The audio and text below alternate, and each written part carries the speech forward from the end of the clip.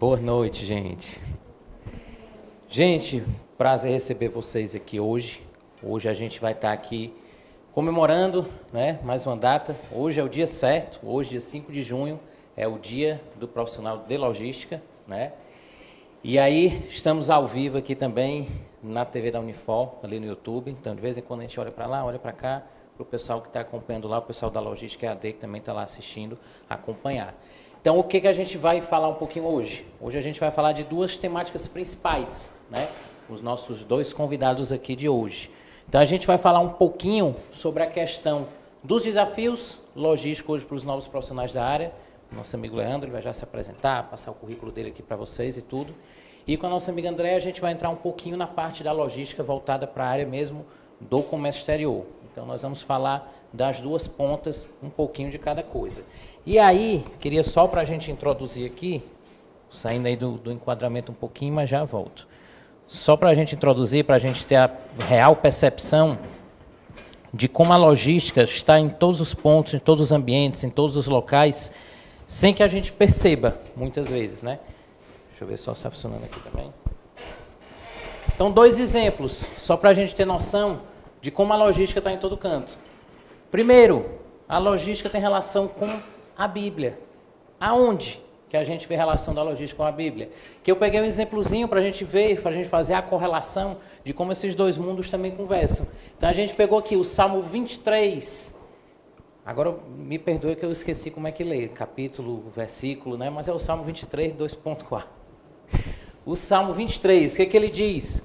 Mesmo quando eu andar por um vale de trevas e morte, não temerei perigo algum, porque tu estás comigo. A tua vara e o teu cajado me protegem. Então, da mesma forma, se a gente trouxer essa visão, trouxer essa relação para o contexto da logística, como é que eu vislumbro isso? Aí entra aqui nessa ideia. A confiança e a proteção que estão aqui nessas palavras também tem a ver quando a gente fala dos transportes, também tem a ver quando a gente fala do contexto logístico dos profissionais. De que forma? Quando a gente fala de vale de trevas e morte, fazendo aquela hipérbolezinha, fazendo aquele exagero, mas quando a gente fala de vale das mortes, a gente pode simbolizar o quê? As rotas, as estradas em mau estado, a forma como os motoristas têm que conduzir, as regiões de risco que eles vão, as áreas que são dominadas pela criminalidade, entra nesse mesmo contexto, nessa mesma ideia. Então, assim como o salmista caminha com fé pelo vale, os profissionais também têm essas rotas desafiadoras, também têm essas adversidades no dia a dia.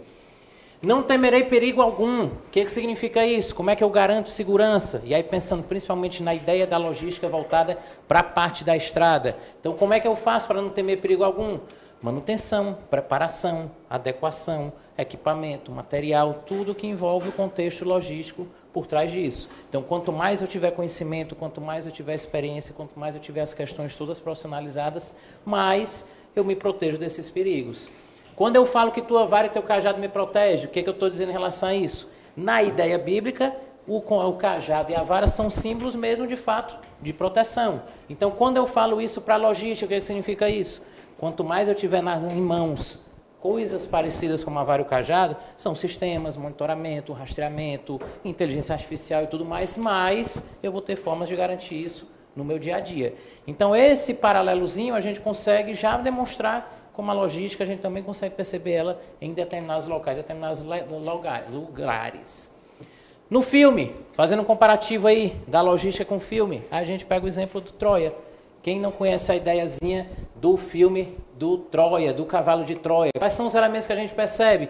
O primeiro, mais básico de todos, né? A ideia do cavalo de Troia, quando se constrói o cavalo de Troia, quando eu vou entrar dentro do contexto lá do meu rivalzinho da Grécia. Então, o que é que eu percebi aqui? Depois de 10 anos de luta, eles perceberam que precisavam de estratégia. Então, ele construiu o cavalo e colocá-lo dentro de Troia. E aí, o que a gente percebe nisso? A utilização aí de deslocamento, de tropa, de suprimento. E aí, quais são os aspectos logísticos que a gente percebe no caso aí do filme? A gente vê a logística militar, ou seja, as batalhas de Troia e Grécia, as estratégias que foram criadas, a questão dos suprimentos, entra o supply chain, entra toda a preparação, entra toda a organização em relação a isso. Entra a logística de viagem, o que é que eu tenho que fazer para encurtar a distância, o que é que eu tenho que fazer para ver o meu inimigo, o que é que eu tenho para fazer para estipular as melhores rotas, os melhores caminhos, a manutenção que eu preciso preparar para isso. Veja a logística do abastecimento.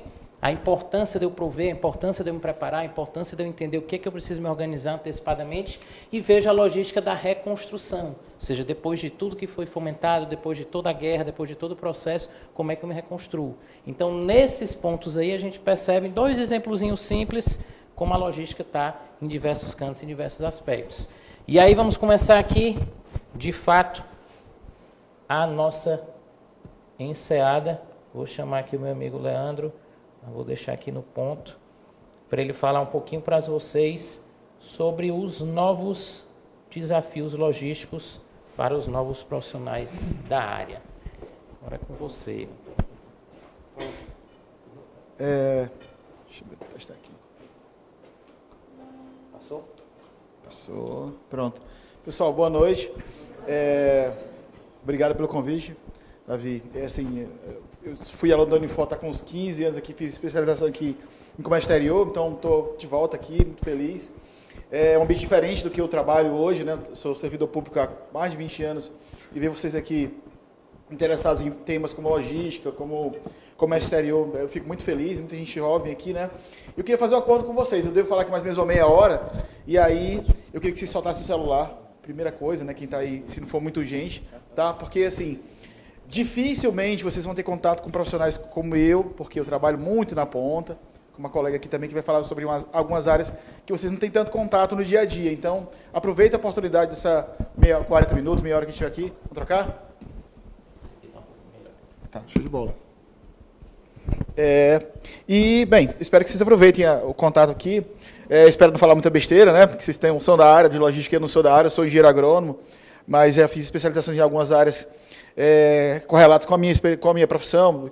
Tenho especialização em comércio exterior, serei os alimentos, mas assim, o grande ponto é que eu, como professor, e como outros colegas aqui também passaram por aqui já, é que a gente vive muito do comércio exterior no dia a dia. Então, tem muita coisa que a gente só vai ver quando realmente se confronta na prática, né? Então, mas bem, a minha fala aqui vai ser uma fala misturada de comércio exterior com muito com história.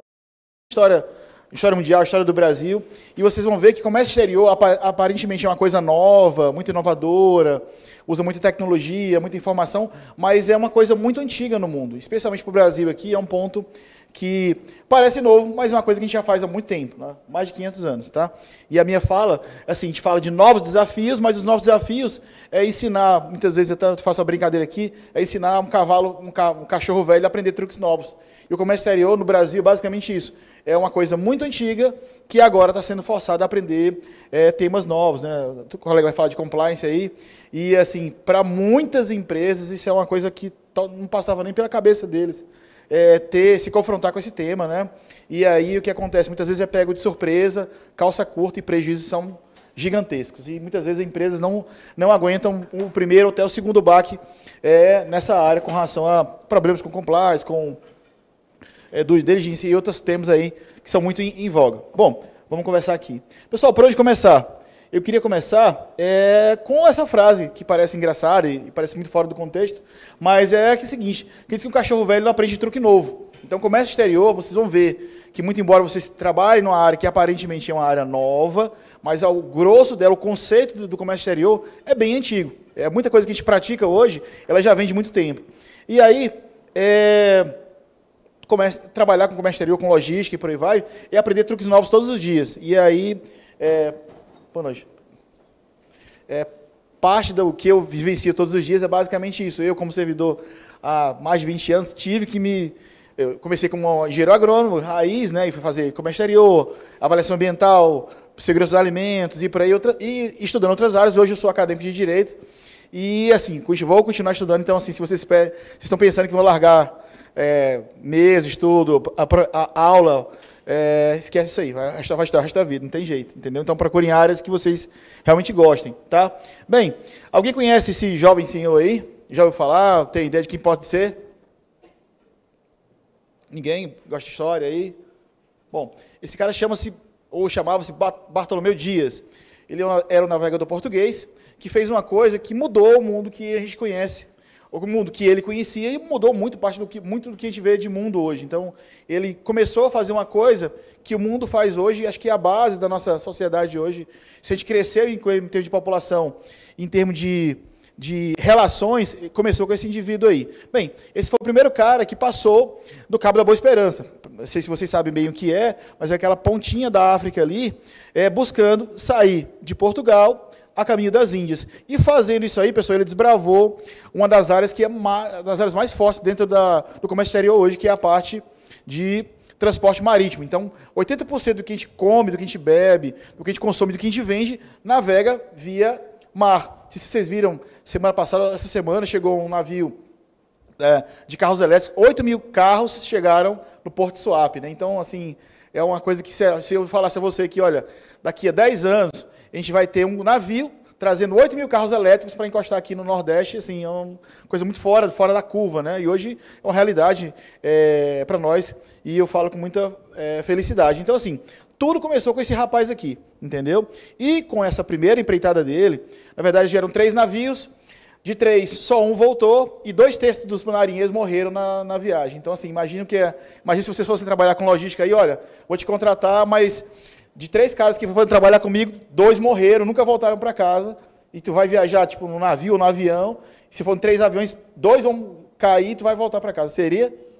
Então, bom, esse cara fez essa proposta, a primeira proposta, e aí pegou um monte de doido lá em Portugal, eles toparam, uns voltaram, outros não, mas começaram um grande movimento que mudou, de fato, o mundo que a gente vive hoje. Bom, pessoal, o que mudou nesse período aí?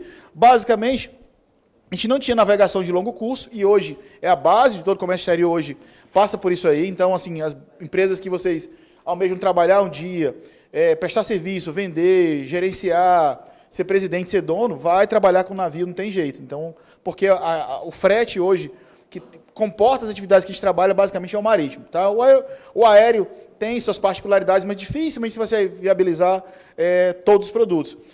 Pontos negativos desse processo, a escravidão. Então, esse primeiro trabalho aí levou 3 escravos da África para Portugal.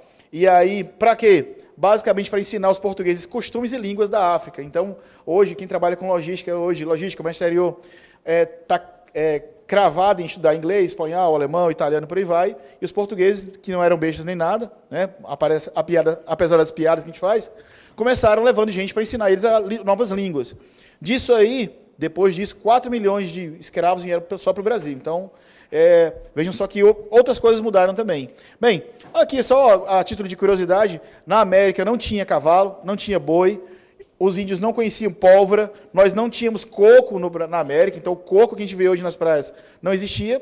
E para a Europa foram alimentos que para nós hoje parece algo muito comum, mas para eles foi uma novidade. Tipo, tomate, fumo, batata inglesa, que não é inglesa, ela é americana, né, da América, certo? E esse ponto aqui, o isolamento geográfico acabou. Então, os navios aproximaram grandes nações.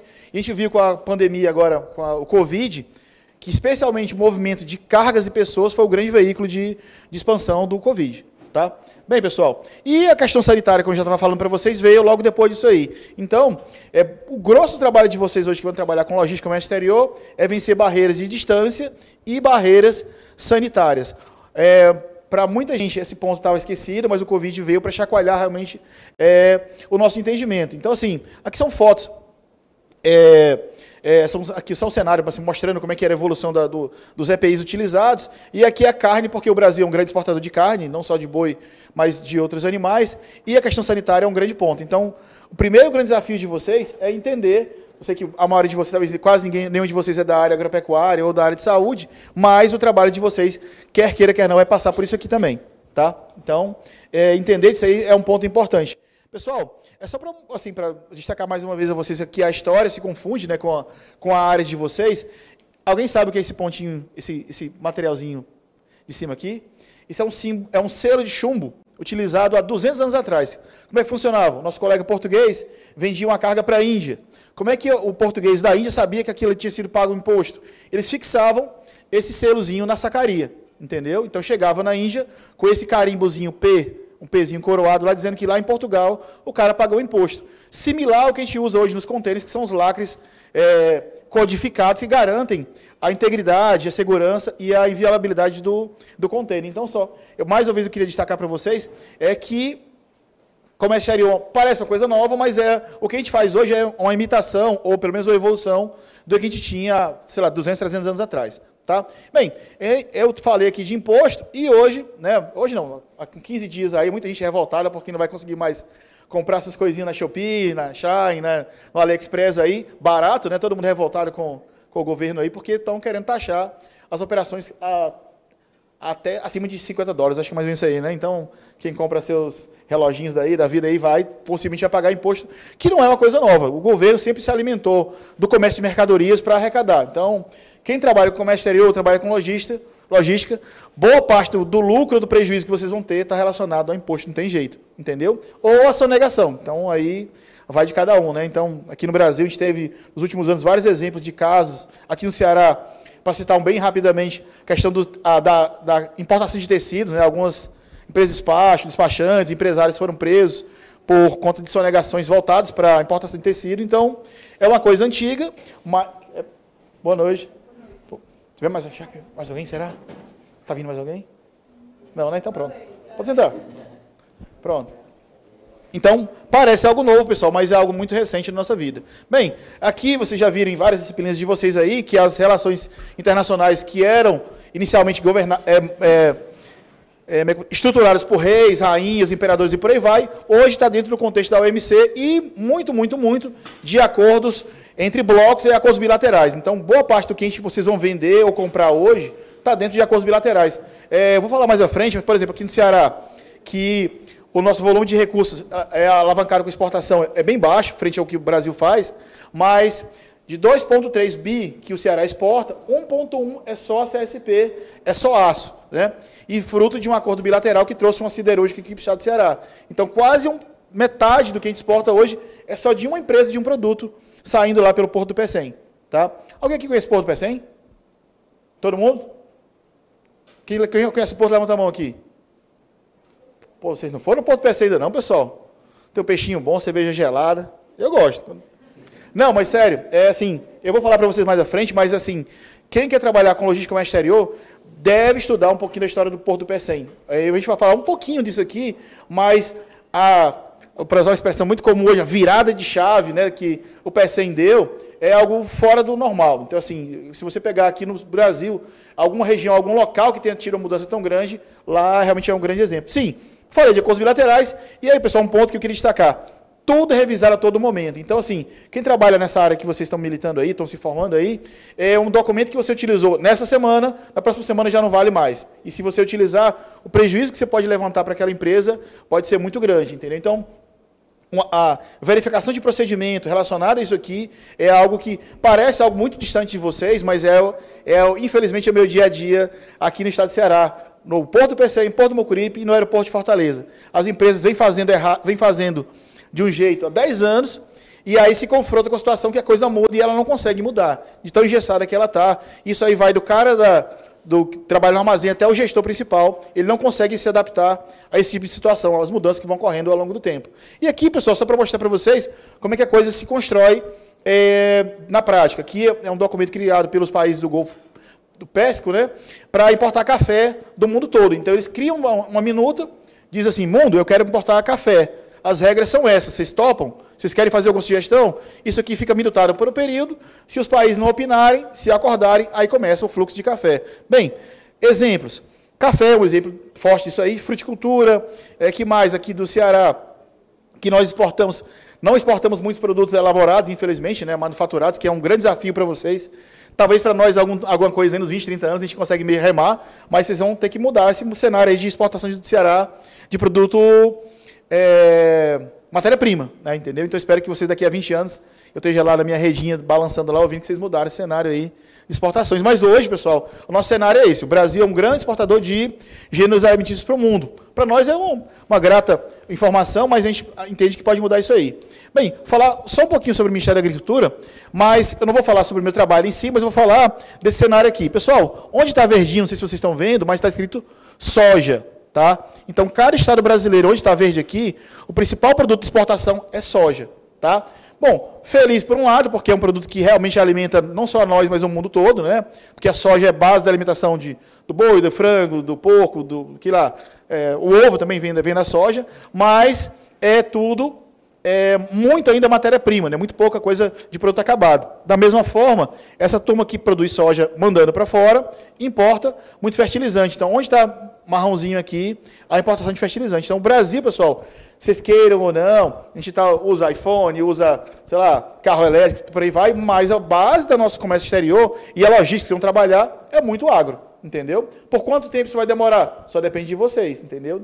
Espero que daqui a uns 40 anos a gente está exportando aí semicondutores, mas eu acredito que nos próximos 20 anos ainda vai ser muita soja que a gente vai exportar, tá? E esse é o cenário brasileiro hoje, que não é ruim, poderia ser pior, né? Porque, na verdade, boa parte dos estados aqui que estão em verdinho eram estados pobres, se pegar Piauí e Maranhão, infelizmente são estados ainda que o IDH é muito baixo, mas que esse cenário tende a mudar, tá? Pessoal, aqui só para mostrar para vocês rapidamente, cada pontinho desse aqui é um ponto de entrada e saída de mercadoria. Então, imagina o que é você sair de uma matéria, por exemplo, soja dessa região aqui, para vir para esse litoral ou para vir para esse litoral aqui. Esse é o grande desafio, né? A Transnordestina está vindo para movimentar cargas aqui, vai ser uma coisa que vocês vão operar, não vai ser aqui que não vou ser mais nós, está aí para mais 20 anos para frente, né? Mas o desafio logístico de vocês é realmente juntar esse miolo aqui com a parte fronteiriça. Aqui, fronteira seca, e aqui portos e aeroportos, tá? Quais deles? Vocês que vão definir também, entendeu? Por exemplo, eu vou falar mais à frente, está chegando já, mas você pegar o Porto do Mocuripe e o Porto do Pecém, que são portos cearenses que, assim, o Pecém não existia, o Mocuripe muito acanhadinho, né? Mas aí que mudou de figura por conta do perfil das empresas que se agregaram a ele. A gente vai falar um pouquinho mais à frente, tá? Bem, pessoal, isso aqui é o meu, como é que eu posso dizer, meu organograma aqui no estado de Ceará, mas eu queria destacar o que está em azul. Centrais virtuais de análise, certo? Sem influência do Estado. Então, o que eu quero dizer com isso aqui? Hoje, boa parte dos processos que a gente governa hoje é tudo virtual, entendeu? Então, se vocês têm namorados virtuais, amigos virtuais, pais virtuais, sei lá, colegas virtuais, nós temos também agora órgãos virtuais. O que quer dizer isso aí? Qual é a grande diferença? Bem, o atendimento agora é virtual, obviamente, né? Não tem mais aquele contato. Então, antigamente, se o meu colega aqui era servidor, eu sabia que ele gostava de um whiskyzinho. Então, quando eu tinha um problema com ele, eu levava o quê? Whiskyzinho, né? Uma cachaçinha e tal. Falar de futebol, se ele torce Vozão ou Fortaleza? Pois é, vamos ganhar hoje, né? Então, eu não vou falar de Ceará perto dele. Só que, pessoal, que isso aqui acabou. Eu não tenho mais o contato, eu não sei quem é. Esse cara pode estar no Ceará, pode estar em São Paulo, pode estar no Amazonas, pode estar em Santa Catarina, tá? Tudo por agendamento. Então, antigamente, o órgão estava lá de porta aberta, metia o pé, de chinelo, às vezes, inclusive, né? E o cara estava lá para me receber. Hoje em dia não tem mais isso aí. É tudo agora por agendamento e quando tem alguém para receber.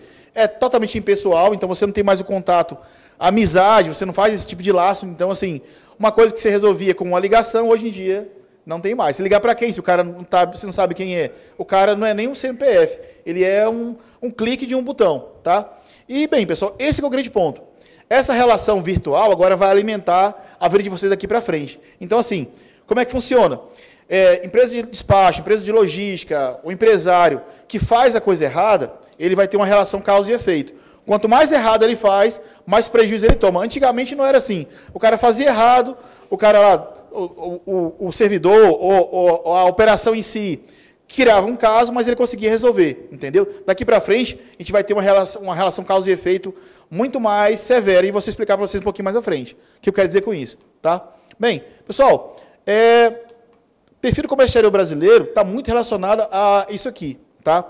Muito embora a gente produza muito alimento, boa parte do que a gente trabalha em termos de Comex é para alimentar a nossa população, tá? Tirando a torcida do Ceará, que só come muito ovo aí, né? Disney, eu não sei se é verdade, né? Mas aí falem aí, né? Mas a população brasileira, pessoal, é carente de historicamente carente de vários alimentos. A gente está vendo agora essa tragédia no Rio Grande do Sul, internamente. O arroz, que não está pontuado aqui, é um alimento que tem sido discutido muito aí. Mas eu queria destacar aqui o pão, certo? O pãozinho que está aqui. O Brasil hoje, talvez, mudou muito, mas ainda importa, talvez, 80% de todo o trigo que se consome aqui vem de outros países. E, pessoal, isso tem um impacto muito grande na nossa vida, tá? Quem gosta de feijoada aqui? Feijoada, feijão preto, muito feijão preto que a gente consome hoje, ele é importado, não é brasileiro. Alho, cebola, aquela maçã bonita que você come lá no São Luís, é todo importado do Chile, da Argentina. Então, mas nem todo mundo come maçã, nem todo mundo come, sei lá, a uva passa, que vem muito da Argentina também. Mas, cara, isso aí, de uma forma ou de outra, impacta na nossa cesta básica. Tá? Então, assim, o comércio exterior hoje, a logística hoje, influencia muito no que a gente come. Tá? Bem, voltando a falar aqui um pouquinho de história. O Brasil começou, pessoal, exportando, para o Brasil trocando madeira por espelho. Né? E assim conta a história, né? Porque eles não era espelho, depois foi mosquete, bala, pólvora, né? Porque a coisa aqui no começo era complicada. Bem, isso é muito antigo. Cara, não é tão antigo assim não. Veja só, hoje o Ceará, dentro da sua pauta de exportação, tem como um grande produto de exportação que é a cera de carnaúba, que é um produto aí, não vou dizer milenar, porque a planta é milenar, obviamente o uso dela como palha é milenar, mas a cera não, mas a cera deve ter pelo menos um uso aí bicentenário, né, para vários usos aí. E hoje, pessoal, não sei se vocês sabem, a cera de carnaúba é a principal cera utilizada em alimento, porque é um produto autorizado. Pô, Leandro, isso não tem nada a ver comigo. E assim, isso tem pouco impacto na nossa vida. Não é bem verdade. 3 anos atrás, uma empresa brasileira que exportava manga para a Espanha perdeu 20 contêineres de manga, talvez aí chutando aí um prejuízo de 500 mil por container, dá quanto aí? Faz essa conta aí que eu sou ruim de conta. 500 mil reais, 20 contêineres, dá quanto? 10 milhões? Pessoal, 10 milhões, né? Isso aí mesmo? Cadê o... O Abaco fez, deu quanto, pessoal? 20 contêineres, 500 mil reais. 10 milhões de reais. 10 milhões de reais jogados fora. Por quê? Porque a empresa mudou em 15 dias a cera que utilizava na fruta, entendeu? Cara, isso é uma coisa muito pequena, mas que tem o seu impacto, certo?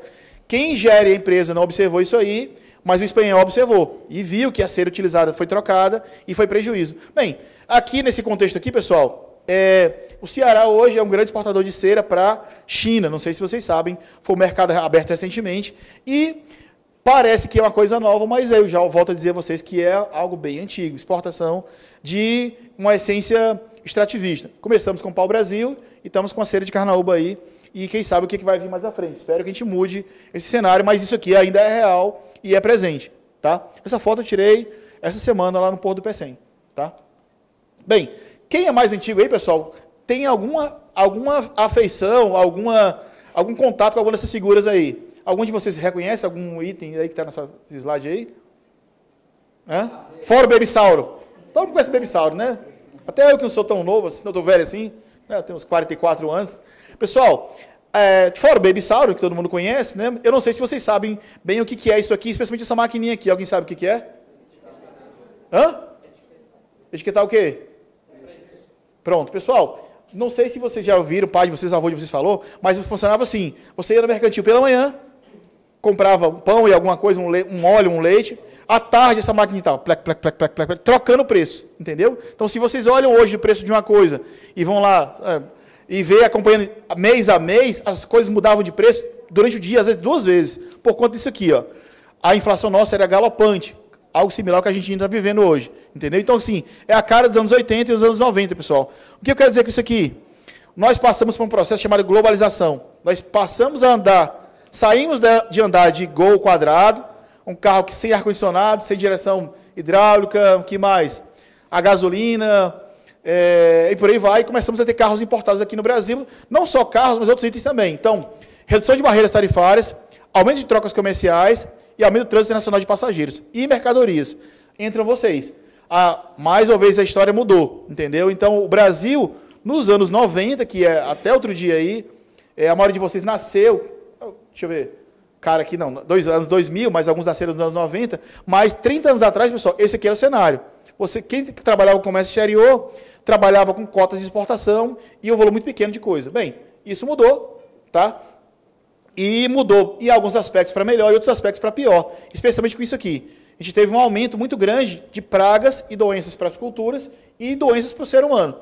Volto a dizer, o Covid foi um caso, um case, para quem gosta de falar, né, muito ruim para o mundo, que mostrou que esse aumento considerável de importações e exportações poderia também trazer problemas para a população de forma geral. Muitas vezes, gente que não tinha tanta proteção para com isso. Bom, pessoal, aqui só uma coisa que você já vem discutindo já há algum tempo, né? Que no nosso entendimento, antes de vender um produto, a gente vende um país, né? Muito embora o Brasil tenha uma marca lá fora muito relacionada a isso que vocês estão vendo aí, corrupção, né? nem tanto futebol, nem tanto praia, mas é uma marca hoje, no Brasil como um todo, algumas empresas, e o cenário mundial ainda compra muito o Brasil, olhando para o futebol, olhando para a praia, para a mulher e por aí vai, né? Um cenário sexista que, inclusive, cada vez mais a gente procura repulsar. E esse ponto aqui, pessoal, custo Brasil. O que é custo Brasil? Que pode me explicar? Rapidamente. O que vocês acham? O que vocês acham que é custo Brasil? Se vocês já ouviram falar sobre isso aí, o que seria? Aí cair na prova, tô sabendo. 2 questões sobre isso aí que o professor falou. Hã? O que seria custo Brasil, pessoal? Vocês têm ideia? É uma expressão muito anos 80, aí, anos 2000. Vejam só a figura. O pacote brasileiro de serviço, de logística, de burocracia, governo, corrupção, por aí vai, agrega um custo numa operação maior que outros países. Estou comparando aqui a Alemanha, que é uma covardia, comparar um bebezinho com sei lá, um ser humano de 30 anos. Seria mais ou menos essa conta. Mas eu quero dizer o seguinte, o custo Brasil, que é uma expressão muito antiga, mas que ainda está muito presente hoje, representa isso. Esse delta X a mais que a gente tem de prejuízo nas operações por conta da nossa ineficiência. É um cenário antigo que está mudando. Tá? Bem, eu falei para vocês que compram muito o Brasil pelo futebol e pela mulherada, mas algumas empresas têm investido em temas que são mais interessantes. Isso aí, pessoal, é uma carga de limão indo para a Europa. Não sei se vocês sabem, mas hoje, nos últimos de 6 meses a 1 ano, é um produto que tem sido exportado, muito exportado para a Europa, certo? E que trabalhando uma estampa brasileira e que como é que eu posso dizer, com um conceito, conceito marketológico, podemos chamar assim, diferenciado do que a gente vem ver anteriormente, tá? Bem, pessoal, alguns números aqui só para situar vocês. Exportações no mundo. A China é abertamente um grande player, né? Exporta muito, na toa que quase tudo que está aqui nessa sala aqui, se a gente olhar aqui de lado, tem um pedacinho da China, ou passou por lá, ou vai passar por lá de alguma forma, né? É um mercado que domina muitas exportações no mundo hoje, e o Brasil está pequenininho aqui nesse cenário. Bem, se vocês acham que essa diferença aqui é grande, pessoal, imagine quando vocês olham o Ceará, certo? De passe de 2,6 trilhões, e o Ceará, em termos de exportação, só 2,3 bilhões, e aquela que eu falei para vocês, 1,1 é só a CSP. Então, esse é o desafio que vocês têm que mudar. Daqui a 20 anos eu vou voltar aqui de novo com a minha bengalinha, entendeu? Perguntando o que vocês fizeram diferente aí. Porque eu fui falar para vocês acharam que nós éramos antiquados, falando coisa antiga, né? O que vocês mudaram? Daqui a 20 anos eu quero que vocês me digam o que vocês mudaram desse cenário aqui. Ó, viu só? Ferro fundido, calçado, fruta, combustíveis, peixes, crustáceos, que é lagosta de camarão, ceiras aqui, ó. Aqui está aqui a cera de carnaúba. Então, esse é o cenário que vocês são desafiados a mudar, né? 10 anos, 5 anos, 20 anos, quanto tempo vocês vão precisar, tá? Bem, pessoal, um perfil do comércio exterior no Ceará, que é o estado que a gente está. Muito embora vocês possam trabalhar com qualquer canto do Brasil hoje, porque, como eu falei, quase tudo hoje é virtual, então você pode trabalhar com compliance hoje de empresas do Norte e Nordeste, do Sul, Centro-Oeste, por aí vai. Então você pode fazer um trabalho de análise de documentos, análise de processos, de onde você estiver, tá? Que acho que esse é um ponto muito interessante hoje, que a gente pode vivenciar. E assim, quem tem medo de arrumar emprego hoje no Brasil, é porque ainda não enxergou essa possibilidade, de não trabalhar para empresas daqui. Todo mundo quer trabalhar em Dias Branco, Grupo Edson Queiroz, que mais? J. Macedo e por aí vai. Mas, pessoal, vocês podem trabalhar do Ceará para o mundo todo, entendeu? Inclusive para outros países, para outros grupos de outros países. Bem, isso aí é o cenário que você vai hoje no Sam's Club, São Luís, Mercadão São Luís, né? Para falar de alguns locais que a gente faz compra hoje. Mas, pessoal, a nossa população tem um conceito de eficiência muito similar a esse slide aqui. Alguém sabe onde é isso aí? Tem 2 coisas aí que eu gosto.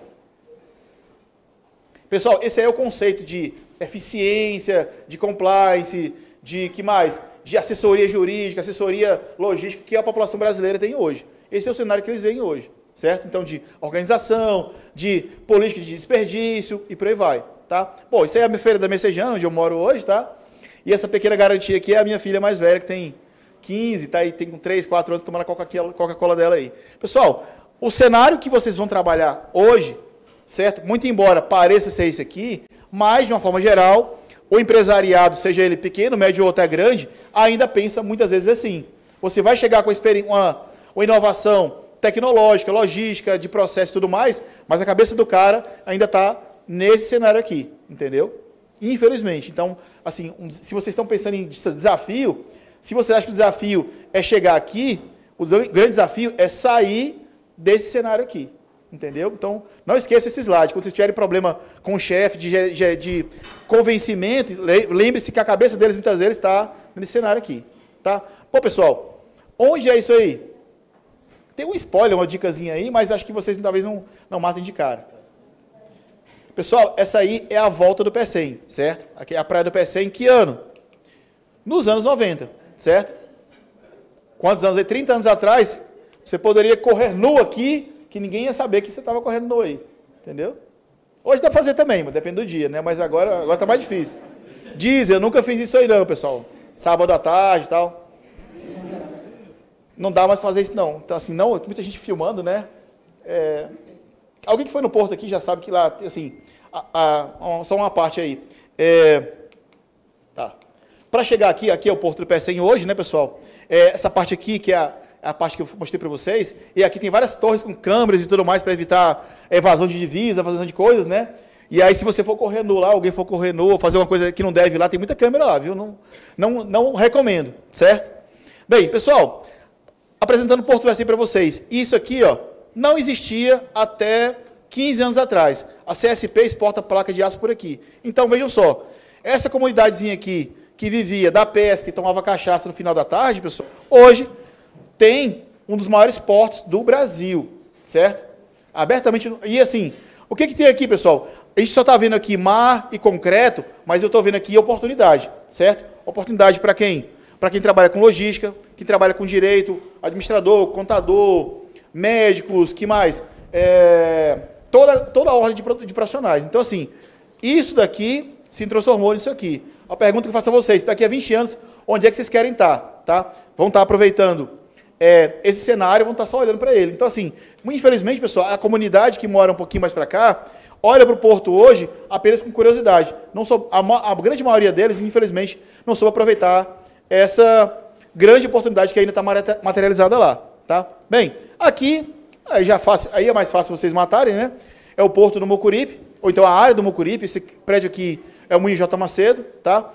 E mais uma vez a vocês, isso aqui é anos 50, então não tinha praticamente nada, não tinha o Serviluz, não tinha Morro Santa Terezinha, não tinha bala, né, assalto, por aí vai. Então, Fortaleza era mais provinciana, né? Mas aí, pessoal, isso aí se transformou nisso, certo? Em quanto tempo?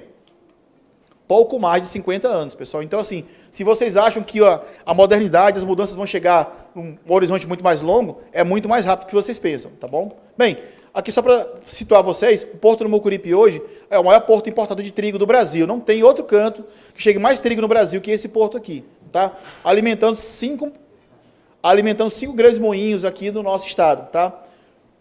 Bem, aí o aeroporto de Fortaleza, né, aqui já o nome VASP já dá uma matada para vocês de como essa foto é antiga, né?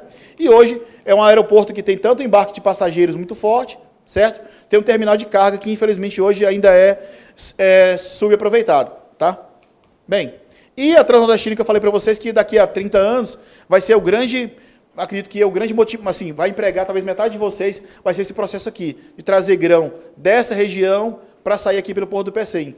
Talvez metade de vocês vai trabalhar com empresas relacionadas a isso aí. Ou empresas de logística, ou empresas de despacho aduaneiro, ou empresas de armadores que vão aparecer por aqui, porque hoje, aqui no Pecém, tem basicamente navios que trabalham com container. A gente vai ter navio trabalhando com granel, certo? Então, assim, são oportunidades que vão chegar para vocês, e a pergunta é, como é que vocês vão aproveitar isso aí? Tá bom? Não é nem temor, mas assim, uma grande coisa que a gente questiona muito é o estado do Ceará, que tem sido muito aparelhado por gente de fora do estado. Por exemplo, o cargo de baixa, média e alta gestão trazido de fora. Infelizmente, por quê? Porque quem está aqui não absorve esses nichos aí. Então, esse é um ponto que a gente tem que... É uma coisa que vocês devem pensar agora, né? Tá bom? Bom, já falei para vocês desses dados aqui, grande parte das exportações é ferro, tá? E aqui, uma grata surpresa, a gente importa muita máquina aqui no estado do Ceará, que talvez a parte dos clientes que vocês vão ter, inclusive na esfera logística, vai trazer muita máquina para operar aqui, tá? E, pessoal, isso que eu queria destacar para vocês. Vocês estão começando a vida profissional agora, a gente tem uma série de operações muito sedutoras. Sedutoras em que sentido? Status, grana, visibilidade, certo? Mas que trazem grande risco. Exemplo clássico aqui no nosso Nordeste, no nosso Brasil, o tráfico de drogas, entendeu? Então, a gente estava falando aqui em é que eu posso dizer, em opções obscuras ou situações que, assim,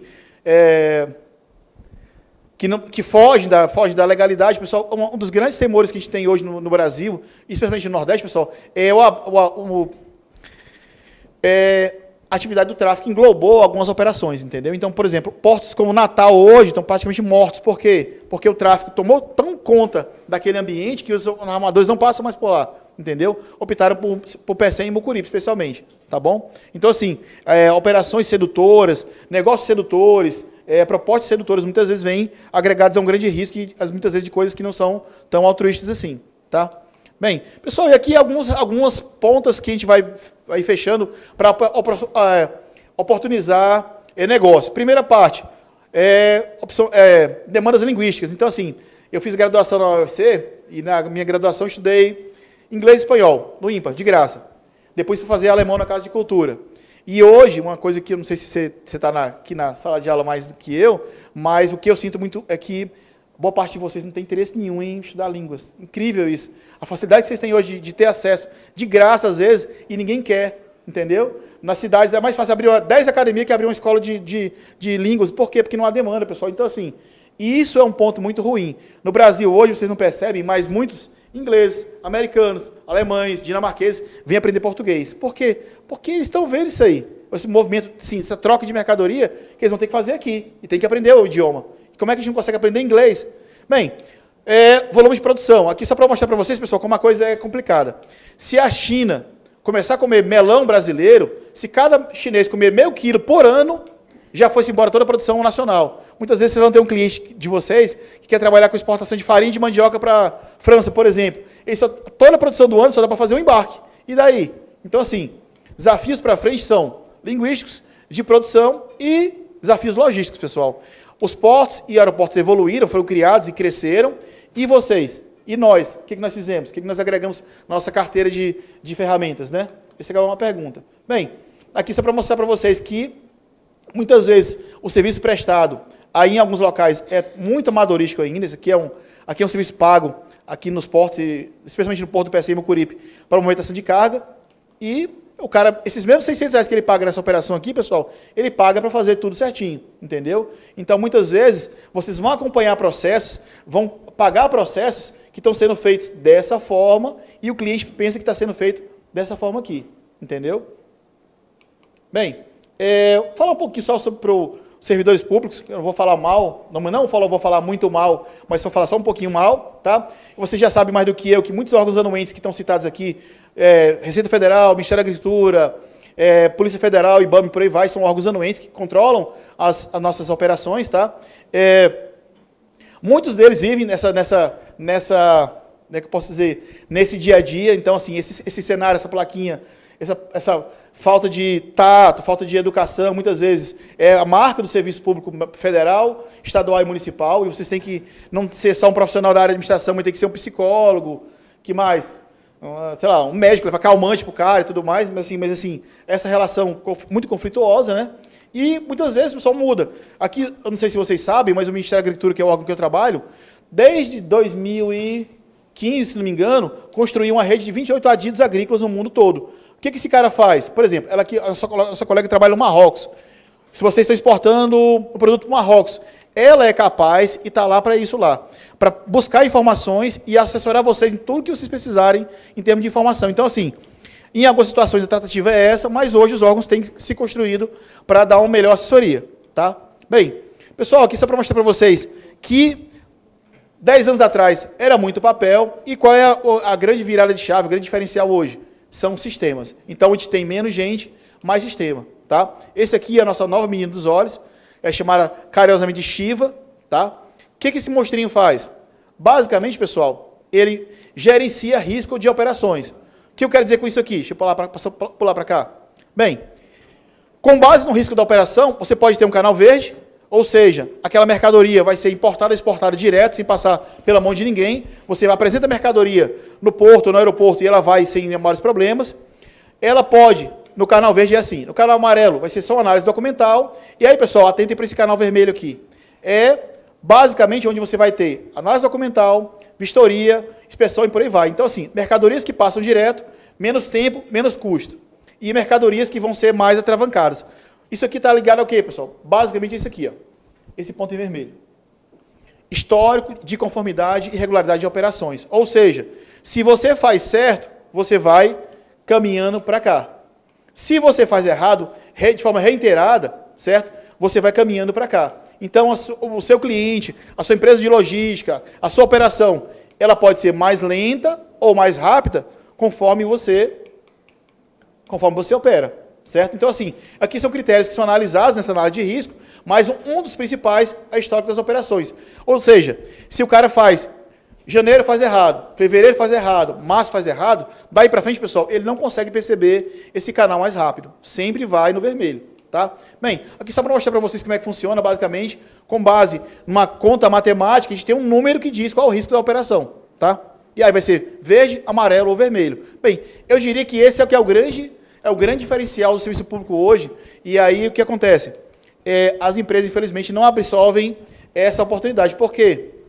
Aqui, pessoal, esse slide aqui eu usei lá no seminário voltado para despachantes aduaneiros, mas eu posso estender para qualquer uma das áreas, entendeu? Muita coisa melhorou nos últimos anos, mas há poucos treinamentos na área. Infelizmente, assim, a gente tem muito treinamento basilar, mas treinamentos específicos a gente não tem, não consegue agregar, não consegue atrair gente para isso, tá?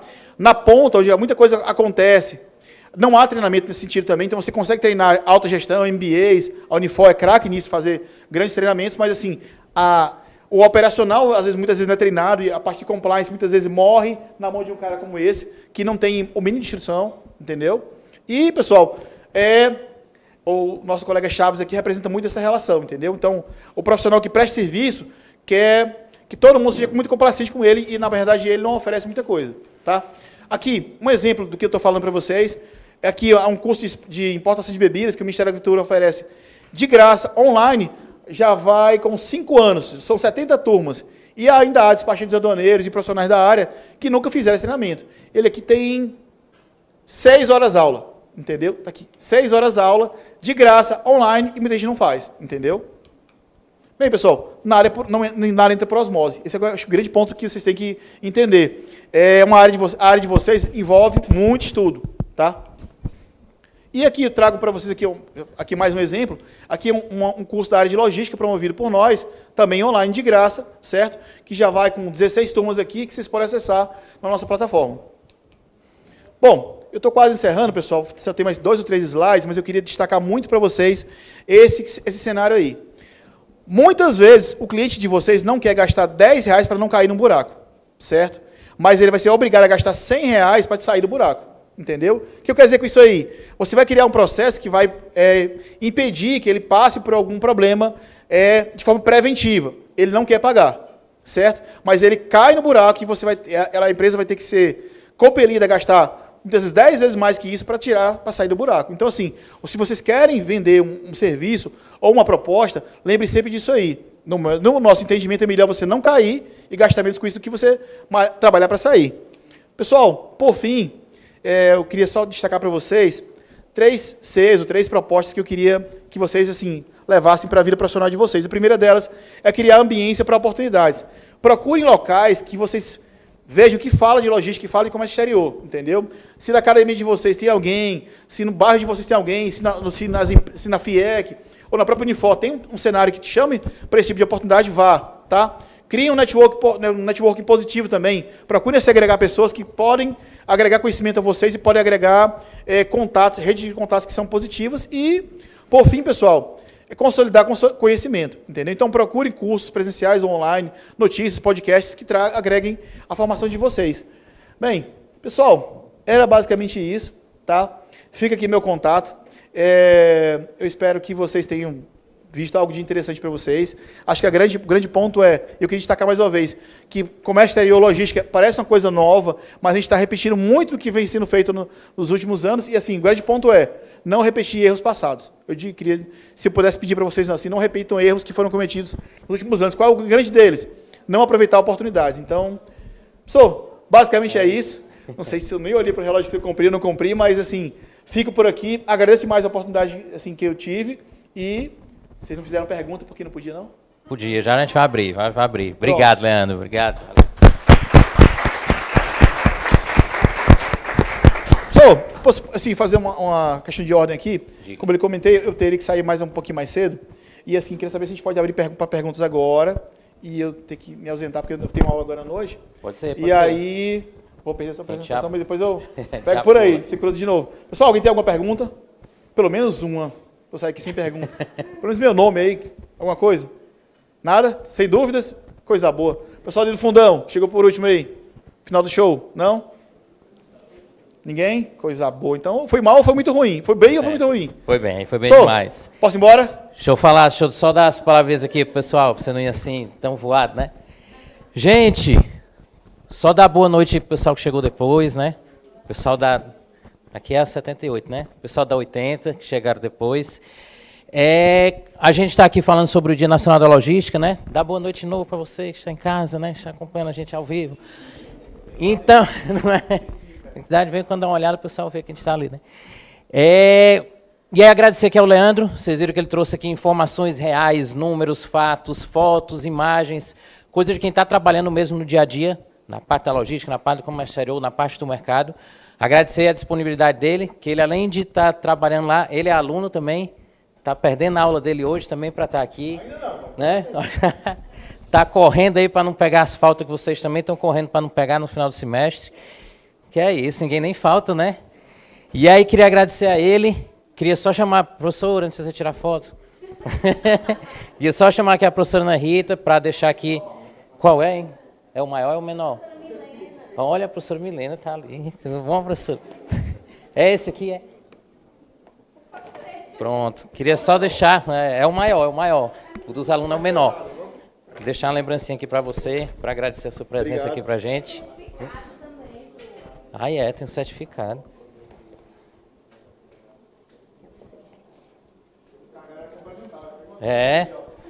Horas complementares que você vai utilizar aí. Vai bater a fotinha? Vou registrar a nossa foto aqui. Opa!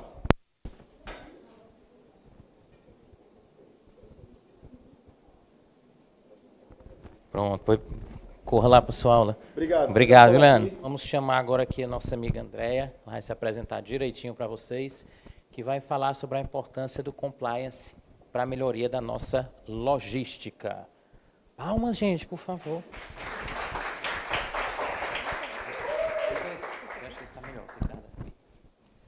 Muito boa noite a todos.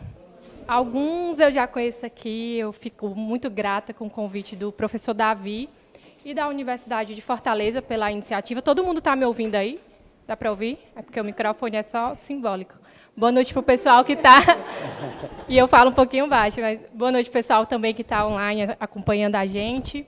Hoje é um grande desafio, né, Dia da Logística. A gente sabe o quanto a logística ela é importante para a manutenção do fluxo das mercadorias e, principalmente, para a redução dos custos, né, em se tratando de importação, exportação. E não só isso. Acho que para toda e qualquer empresa, esse olhar para a logística ele é muito importante. E eu vou iniciar aqui falando um pouquinho sobre o tema que eu resolvi abordar hoje, que vai ser centralizado na importância do compliance aduaneiro para a melhora da logística no comércio exterior. E me apresentando para vocês, para quem não me conhece, meu nome é Andréa Aquino, sou advogada na DBTS Sociedade de Advogados, um escritório que fica situado em São Paulo, especializado em direito aduaneiro. Eu sou especialista em direito aduaneiro pela Universidade Cândido Mendes do Rio de Janeiro. Já estou aí há 10 anos atuando com comércio exterior. Já fui autora de diversos artigos, livro de comércio exterior. Hoje estou como secretária-geral da Comissão de Direito Marítimo, Aduaneiro e Portuário da OAB Ceará. Eu não sei se aqui tem alguém que também é do direito ou só do comércio exterior. Do direito também? As nossas comissões temáticas hoje elas estão abertas a todos que queiram participar, então, quem for do direito, sinta-se convidado. Hoje também sou membro consultivo da Comissão de Direito Aduaneiro da OAB São Paulo, coordenadora na Comissão de Direito Tributário da OABCE. Estou como conselheira no Brasil Export, que é o Fórum de Logística e Infraestrutura Portuária. Estou como assessora da presidência do Instituto de Lideranças Empresariais do Ceará, ILESE, e estou, recentemente, como diretora regional da UISTAS Brasil, para quem não conhece, a UISTA a sigla que significa Women's Shipping International Trade Association, uma associação que reúne mulheres que atuam no setor marítimo, então, não só profissionais que já estão na área, mas pessoas que querem se inserir, mulheres que estão em ascensão na área, todas são muito bem-vindas. Basicamente, eu digo que estou, né, no meio disso tudo, porque são cargos de transição, né, cargos, na verdade, sociais, no qual eu topei a ideia justamente para trazer um pouco para a sociedade daquilo que a gente está lutando todos os dias, que é pela manutenção das empresas no direito aduaneiro, para colaborar com a função social das empresas, geração de emprego e renda.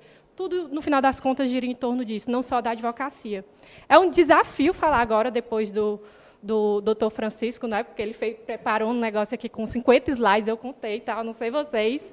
Eu não consegui, peço até desculpa, porque, assim, na correria, inclusive, amanhã eu vou viajar, então encaixei aqui para estar aqui hoje. Mas consegui montar uma apresentaçãozinha simples. E eu sei, gente, vai começar a parte do jurídico, é um pouco chato, né? O jurídico, esse negócio de compliance, que todo mundo fala, o que é esse compliance. E hoje é importante a gente falar do compliance, né? Porque, como o doutor Francisco muito bem pontuou, a gente vinha de uma geração onde as empresas elas não se preocupavam com a prevenção de riscos. Basicamente, o que é que acontecia? As empresas iniciavam, se aventuravam no comércio exterior, iam fazendo ali, contratavam um despachante, contratavam um contador, às vezes nem tinha um contador, às vezes ia fazendo, ia vivendo e ia ganhando mercado. E quando acontecia uma fiscalização aduaneira, ocorria o pior, muitas vezes acaba ocorrendo de a empresa sofrer com multas milionárias e até existe o risco de falência de empresas. Infelizmente, a gente acompanhou diversos casos. E, por isso, a gente sempre vem reiterando a importância de investir no compliance, né? E de onde vem esse termo compliance? O compliance ele tem origem do verbo inglês to comply, que significa simplesmente estar em conformidade com as normas. Eu poderia ter dito isso desde o início, né? Porque é algo bem simples. Basicamente, é o dever de todas as empresas se adequar às normas. E aí, quando a gente entra na seara aduaneira, essa complexidade ela tem uma envergadura gigantesca. Acho que a professora Larissa ela sabe bem desses pontos, né?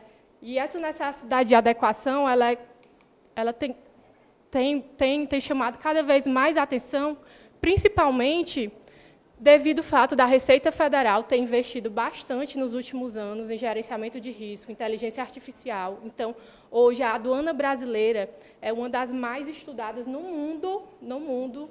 Eu acho que hoje a gente tem, basicamente, uns 6 sistemas de inteligência artificial que cruzam dados.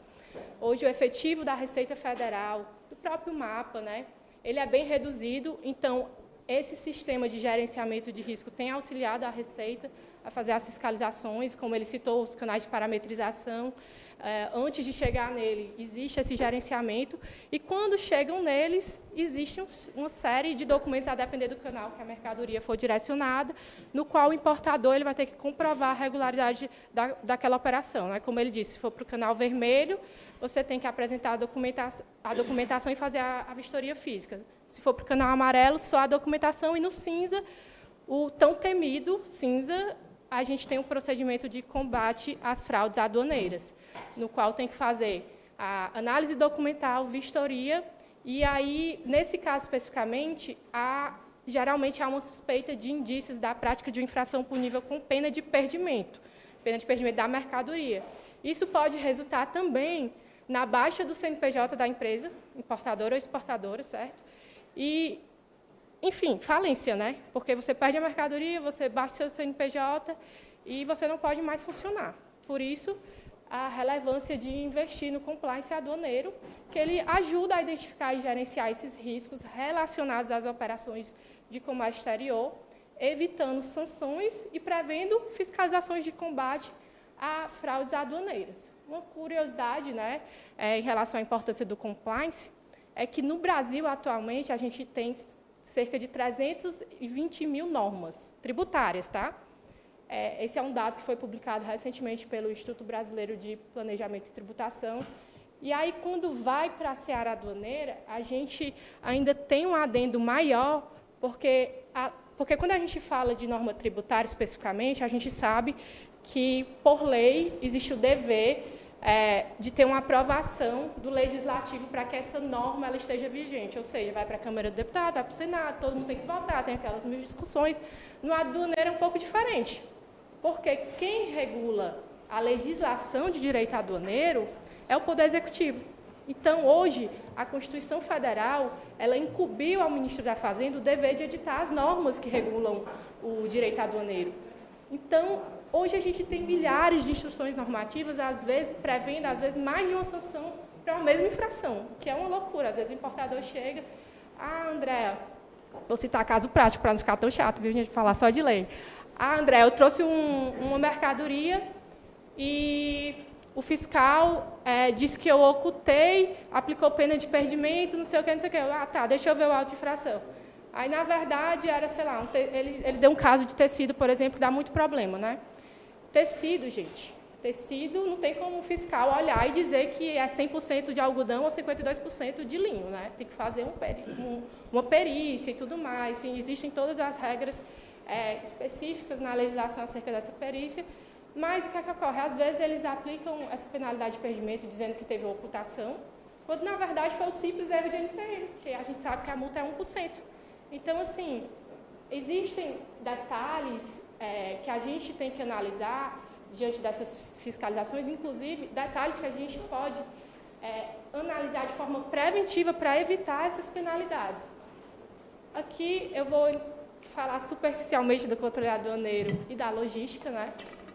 O foco vai ser mais o compliance aduaneiro, mas, assim, não deixa de ser importante destacar, já que ele não apenas garante, né, o cumprimento das leis e dessas regulamentações, mas também traz uma série de benefícios tangíveis para as operações, já que inclui redução de riscos, aumentos de eficiência e até de reputação da empresa. Porque quem vai querer, quem vai querer ter relação comercial com empresa que não tem uma reputação boa? Por exemplo, recentemente, hoje, vocês já ouviram falar em trade, né? Empresas que fazem a operação de importação, registram por outras empresas. Estou sendo bem direta na explicação para ficar mais fácil, até porque eu não sei o semestre de todos vocês.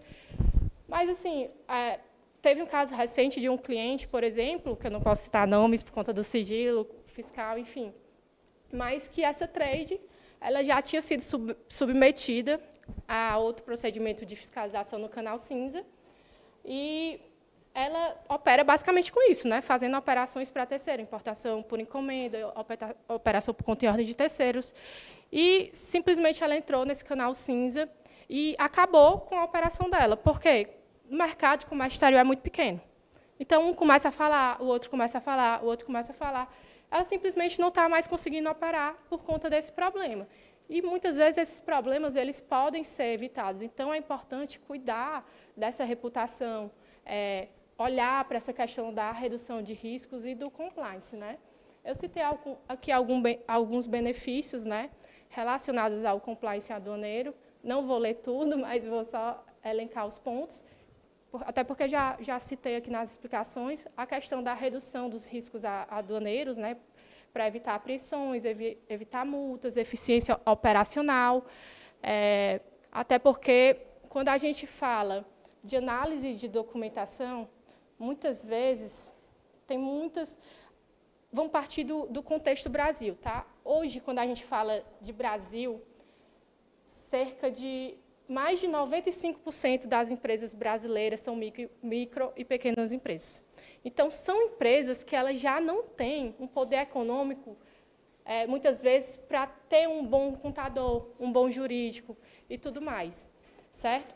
Então, assim, na seara aduaneira, infelizmente, quando você pratica uma infração, não existe aquilo de você chegar para o fiscal e dizer, olha, eu não tive intenção de praticar essa infração, porque a responsabilidade é objetiva. Então, assim, na legislação, não existe aquela margem de subjetividade para que o fiscal chegue e diga assim, realmente esse erro é sanável. Às vezes, um erro simples, por exemplo, o erro de NCM. Já aconteceu de alguns clientes errarem realmente porque achavam que aquela descrição estava dentro daquela NCM. Pode ocorrer. Mas você não vai evitar isso não vai evitar de você ser multado, porque a responsabilidade prevista na legislação é objetiva. Errou, tem que pagar. Ah, mas como é que eu posso evitar esse tipo de multa? Você pode formular uma solução de consulta para a Receita Federal, pegar uma amostra do produto antes de registrar, para evitar esse problema. Análise documental, perícia técnica, enfim, existem várias formas de evitar esse tipo de penalidade. E outras suspeitas, por exemplo, na questão do subfaturamento, que é algo muito comum. Subfaturamento é quando o importador ele registra o produto com preço mais baixo para pagar menos tributo, porque a base de cálculo do tributo é o valor da mercadoria, certo? Então, assim, está ocorrendo muito, não só aqui no Ceará, mas no Brasil todo, esse tipo de fiscalização para verificar preço de mercadoria. Hoje, o gerenciamento de risco ele cruza dados, certo? Então, se você registra um preço muito abaixo da média daquela NCM que está lá no sistema, o robozinho da Receita já manda automático para o canal vermelho ou amarelo para o fiscal conferir. Vem cá, deixa eu ver a documentação que comprova o preço dessa mercadoria. Então, o fiscal vai pedir esses documentos. E eu vou falar uma coisa bem séria para vocês. A maioria, pelo menos dos casos que chegam lá no escritório, o pessoal não tem um contrato com o exportador que comprove que ele realmente acordou aquele preço. Não tem um seguro da mercadoria que comprove que o preço foi aquele do seguro que está cobrindo, entendeu? E, muitas vezes, até contrato de câmbio, porque, às vezes, você já tem uma relação boa com o exportador, ele te concede prazo. E uma das formas que você pode utilizar para comprovar que pagou aquele preço é o contrato de câmbio, né? Que você pagou, mandou, fez a remessa para o exportador. Então, assim, são documentos simples, troca de mensagem, às vezes, por e-mail, por WhatsApp ou qualquer outra rede eletrônica. São coisas simples, mas que, muitas vezes, os clientes, na praxe, acabam não se adequando e não pensando de forma preventiva para evitar a eventual fiscalização, né? Então, é muito importante essa análise documental, preventiva, para evitar esse tipo... E até se tiver uma fiscalização, você já estiver munido de documento para evitar a eventual penalidade. E aí entra a questão da redução de custos, né? Porque, assim, se eu tenho uma penalidade, uma multa, por exemplo, de subfaturamento, a multa ela consiste em quê? Você tem que pagar 100% da diferença entre o valor declarado e o que o fiscal acha que é o correto. Porque ele pega, às vezes, uma declaração de importação paradigma, que não tem nem a mesma descrição, o produto, às vezes, já teve uma vez do fiscal comparar um óculos simples com óculos... Sabe aqueles óculos de corrida que agora está na moda, que são caríssimos, pessoal, todo mundo corre na beira-mar todo dia agora? Já teve recente uma situação onde o fiscal fez uma comparação absurda dessa. Então, tipo assim, não dá para comparar uma caneta Bic com uma caneta Montblanc, entendeu? Apesar de ser a mesma NCM, a gente sabe que dentro de uma mesma NCM vai ter uma variedade de fatores que vai influenciar no preço final do produto, entendeu? Então, assim, se você estiver munido dessa documentação, vai ser muito, muito importante, na hora de eventual fiscalização, você evitar, afastar essa suspeita de fraude. E aí, essa redução de custo, né, vai ser muito importante, porque você não vai ser penalizado, ou, se você for penalizado, você vai ter que pagar a multa, impugnar o auto de infração, esperar 5 anos para a Receita Federal julgar o auto de infração para você ver esse dinheiro de volta. E aí, muitas vezes, como eu falei para vocês, no Brasil, 90% das empresas são micro e pequenas empresas. Às vezes, a empresa investiu todo o caixa dela naquela importação. Como é que ela vai ficar? Ela vai aguentar ficar 5 anos a Receita Federal julgar a multa, mesmo ela estando certa, mesmo ela tendo a documentação? Então, assim, é muito complicado, entendeu? Realmente é importante pensar nessa prevenção. E aí também entra a questão da reputação de marca. Poxa, eu citei o caso da Trade para vocês. E isso vale para os produtos. Tem empresas que registram, tem patente de alguns produtos, né? A gente teve um caso recente do copo Stanley. Alguém conhece? Alguém tem um? Alguém tem um? Vou contar um segredo para vocês, tá? Esse caso repercutiu bastante, porque a gente sabe que hoje, além do registro de marca, por exemplo, se eu quero vender esse controle, eu posso registrar o desenho industrial dele, se fui eu que criei. O copo Stanley, surgiu no mercado, entrou na moda e tudo mais, mas eles pecaram em um ponto, eles não registraram desenho industrial. E aí o que é que ocorreu? Um chinês, lá da 25 de março, um gênio, viu que o copo estava ficando na moda, foi lá no INPI e registrou o desenho para ele, de vários modelos do copo Stanley, porque não tem só aquele, né? E aí iniciou-se uma grande briga judicial, porque a Receita Federal começou a reter os copos, porque a Stanley entrava com ação dizendo que era dela, só que ela não tinha o desenho da marca. E o chinês lá da 25 entrou contra a Stanley, dizendo que ela não podia vender e tinha que pedir a autorização dele, porque o desenho era dele. E aí, como é que prova quem é o dono da marca? Se, por exemplo, o chinês ele fez um registro no INPI, né, presume-se que, dentro do princípio da legalidade dos atos administrativos, aquela decisão ela tem uma certa segurança jurídica de imputar aquela marca ao chinês. Então, a Stanley realmente ela está sofrendo muito no judiciário para ver se consegue reaver, mas, nesse ponto, o pessoal está conseguindo desembaraçar todas as cargas com a autorização do chinês, porque a Stanley ela não tem o desenho, ou seja, está todo mundo licenciando com o chinês e não com a Stanley. Ele agora está licenciando para desembaraçar tudo. E, por outro lado, agora, recente, a Stanley ela entrou com ação judicial contra o INPI e contra o chinês para anular o desenho industrial, dizendo que ela que é a dona. Mas aí vai rolar todo um processo para que ela prove que, de fato, ela mesma criou aquele desenho. Enfim, olha só a confusão. E a gente está falando de uma grande marca. Imaginem as pequenas empresas. A gente, lá no escritório, está patrocinando esse caso, né, do chinês, no caso, para você ver. Né? Enfim, mas essa questão da reputação de marca ela é importante, porque isso soou negativamente em todo o mercado, entendeu? E aí, voltando, a gente fala de logística e também tem a questão da melhoria da gestão de risco, porque, como eu falei para vocês hoje, a Receita ela se utiliza de inteligência artificial. Então, para garantir a integridade financeira da operação, não tem outra saída. E a questão da facilitação do fluxo de mercadorias, né? E aí, como é que implementa esse tal de compliance, né? Para ser bem objetiva, hoje nós fazemos de duas formas lá no escritório. Primeiro, auditoria. A gente faz como se fosse uma revisão aduaneira. Hoje, a Receita Federal ela tem um instrumento que se chama revisão aduaneira. Lembra do caso do doutor Francisco, que ele falou que, quando desembaraça no Canal Verde, não tem mais nenhum problema? Não é bem assim. Não é bem assim. A Receita Federal tem 5 anos para revisar todos os atos, todas as cargas que foram desembaraçadas em Canal Verde. Como assim, André? Quer dizer que 5 anos depois eu liberei aqui 1 milhão de garrafinha de plástico, ele vai lá e vai dizer que é outra NCM, vai me aplicar uma multa de 20 milhões, vai.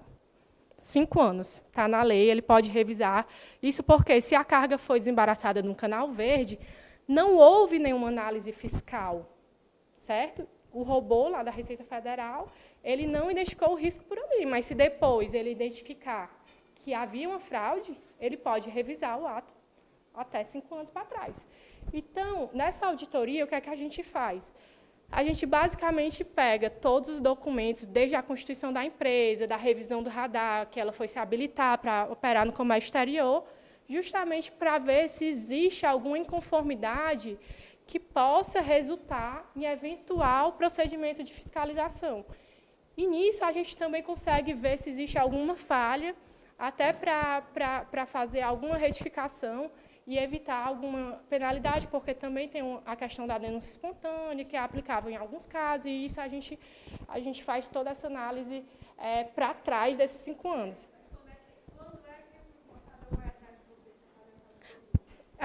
Assim, eu vou chegar nesse ponto.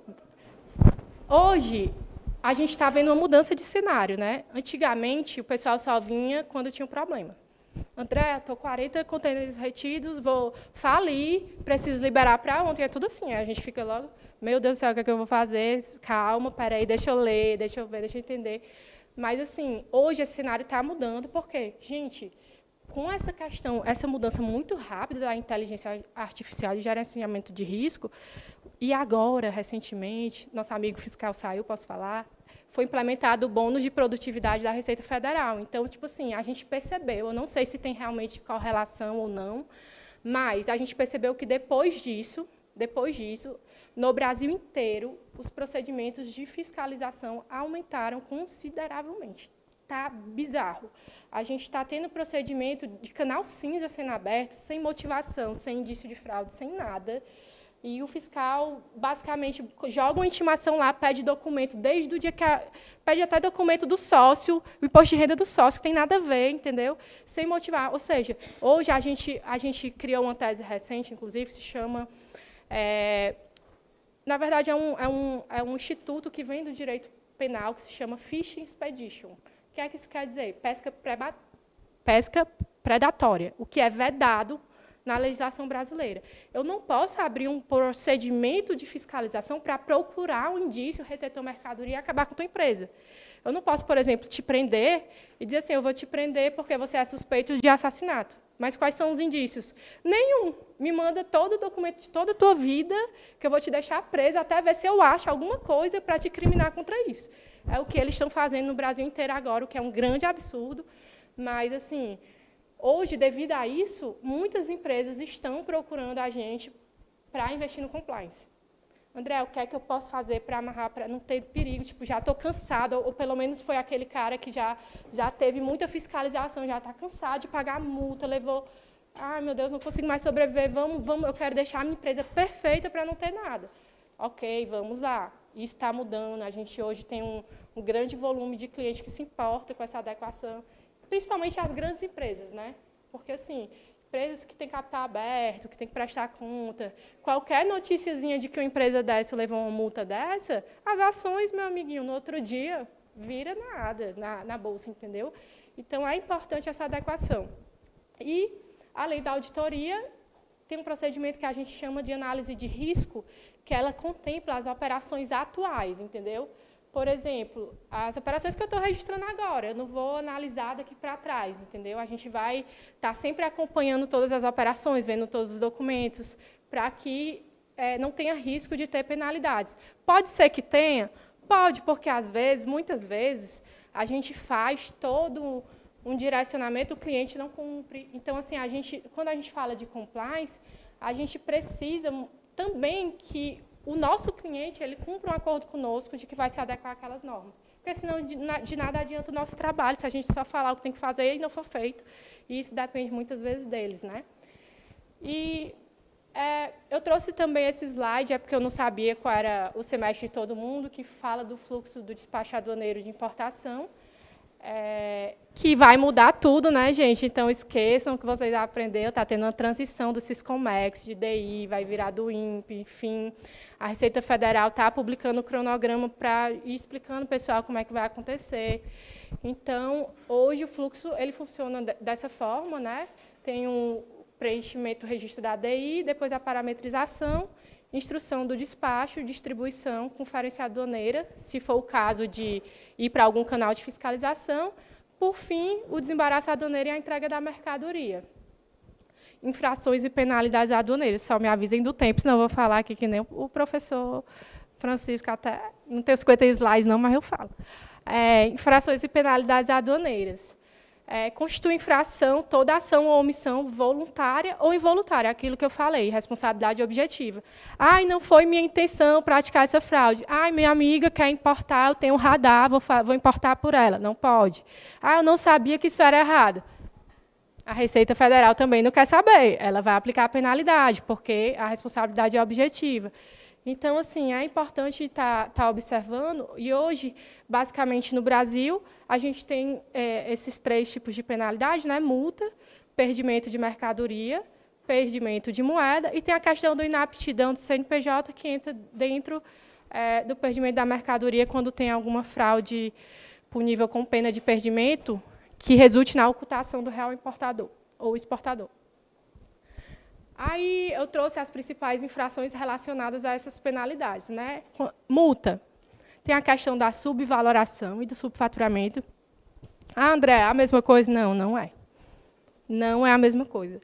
Subvaloração, por exemplo, ela ocorre muitas vezes pelo não conhecimento do importador das regras de valoração aduaneira.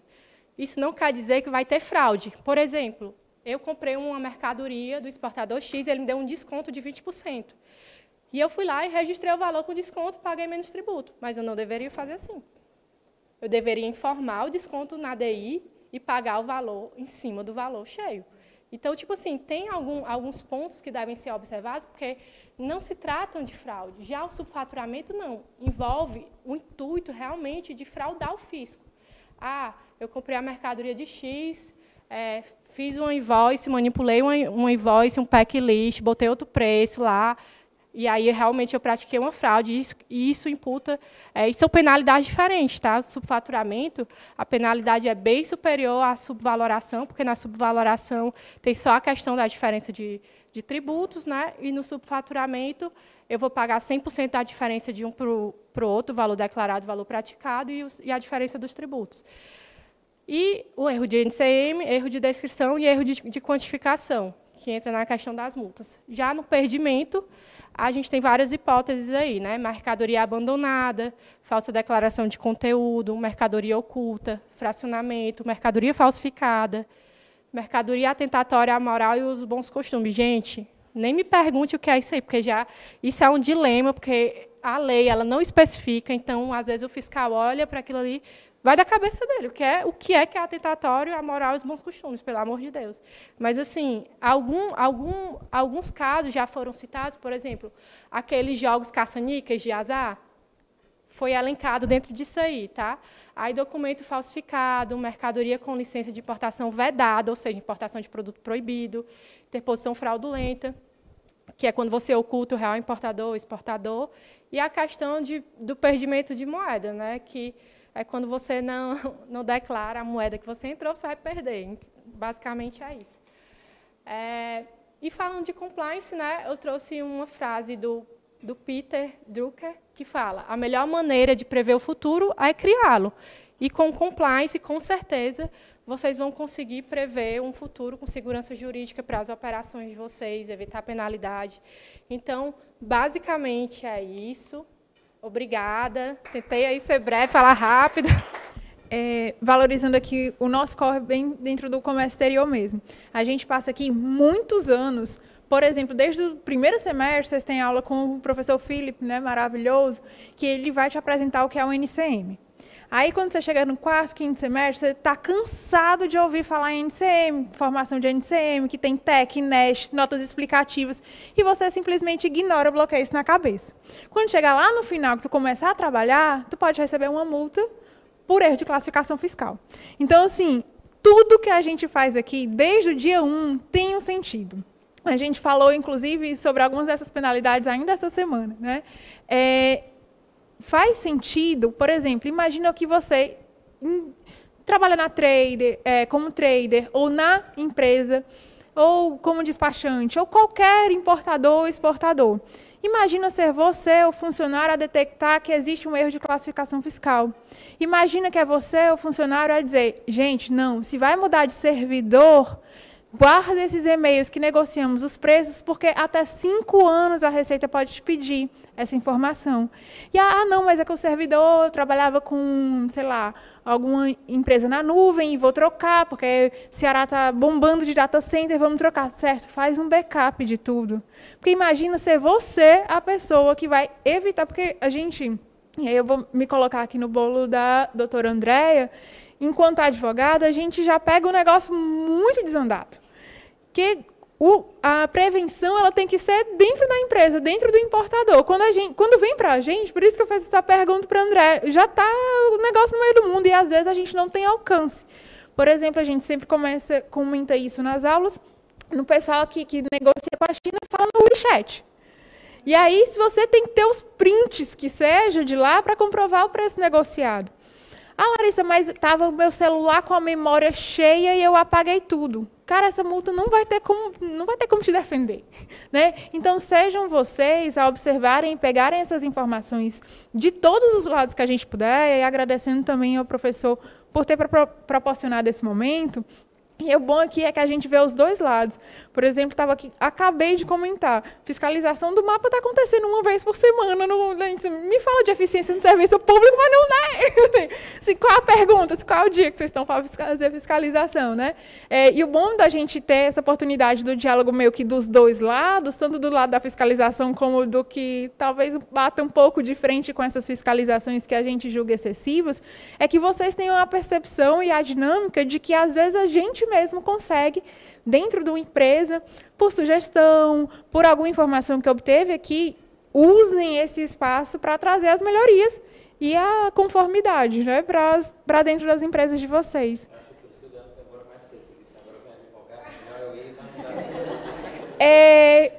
Quando ele perguntou, tem dúvida? Não, né? Eu sei, é melhor não. É melhor não, né, que ele vá. Mas obrigada, é isso.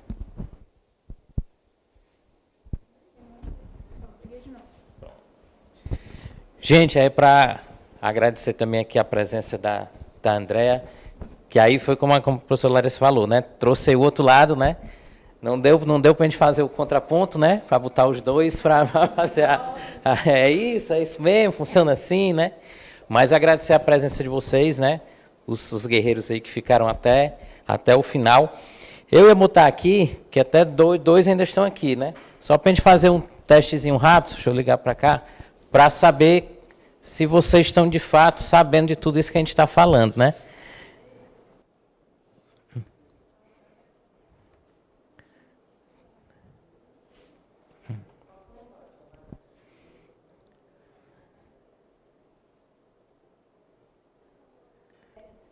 Perguntinha básica aí, ó. Qual é o principal objetivo da logística? E aí? Maximizar vendas em qualquer situação, minimizar custos operacionais, aumentar o tempo de transporte ou reduzir a qualidade de serviço para aumentar lucros? É? É isso mesmo? Isso aqui não veio, né? Exatamente. Porque eu tenho que apontar para lá. Segunda, bem basiquinha. O que é Supply Chain Management? Hã? Pode, diga, pode.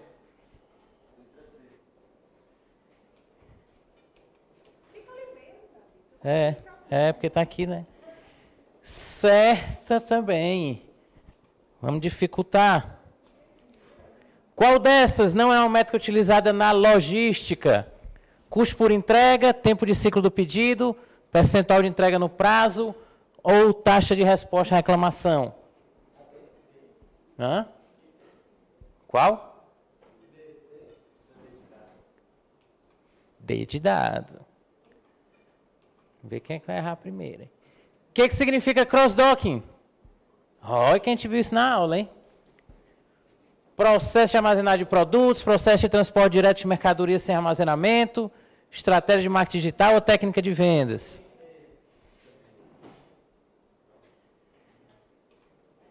Eita!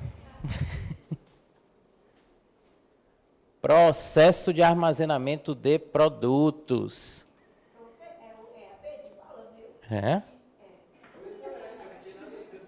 Ixi, é porque apertou. Cadê? Foi porque foi errado. A luzinha acendeu errada. Oi. O que é um SKU?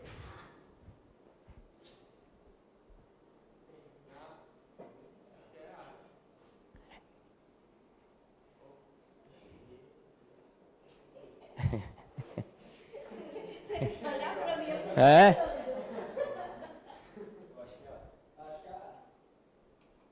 Aí?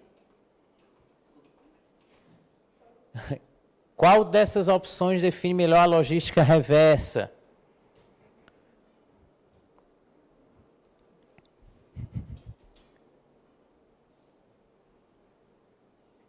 Hein? Aí. No contexto de logística, o que são lead times?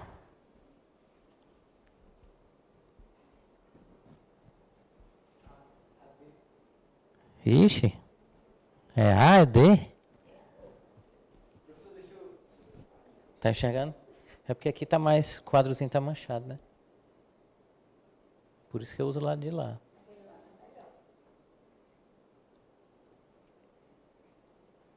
E aí? Tô com meus 3 respondentes aí, ó. O que é rápido? Tá demorando muito. É. Pois é.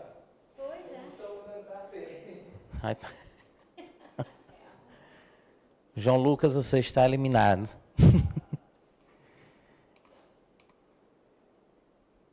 O que é um WMS? Oi. É, essa aí é questão. Já tá adiantamento das questões da prova aí?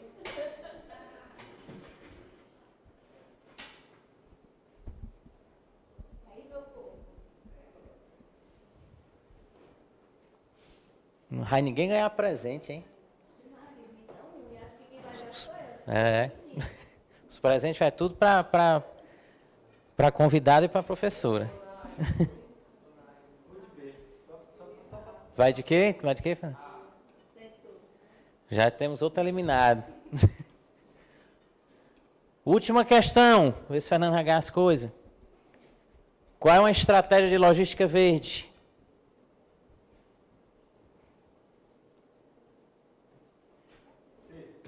Não, você já está eliminado. Ah, errou a outra.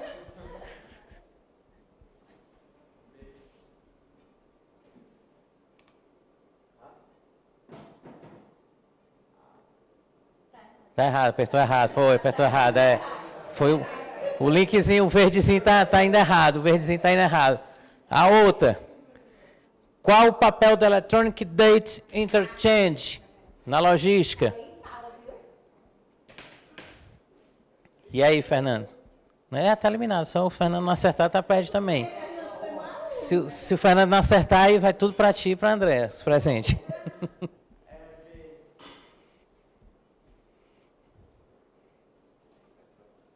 Aí.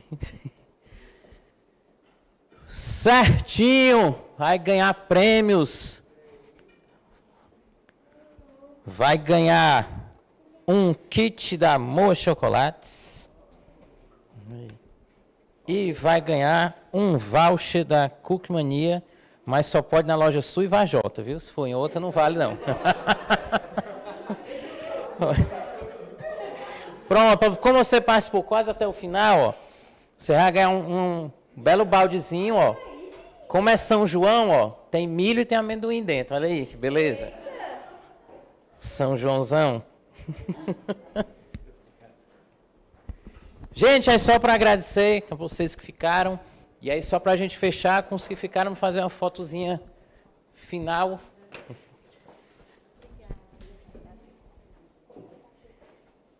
E aí, vamos juntar todos nós para uma foto. E aí fica... Obrigado a vocês que ficaram. Obrigado, gente.